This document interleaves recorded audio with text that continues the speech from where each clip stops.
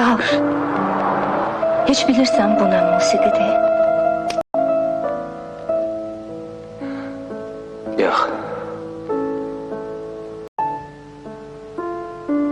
Chopin'in prelüdiyasıdır. Mən olmayanda birden bu musiqini eşitsen, derhal her şey yadına düşecek. Leningrad. Bu görüşümüz. Yine başladı. Biz hiç vaxt ayrılmayacaq. Hə, əlbəttə.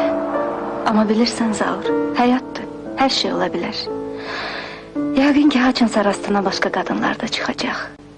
Mütləq çıxacaq. Ancaq sən mənə inan, heç kəslə bu cür olmayacaq. Ola bilməz ki, hər şey bax beləcə təkrar olsun.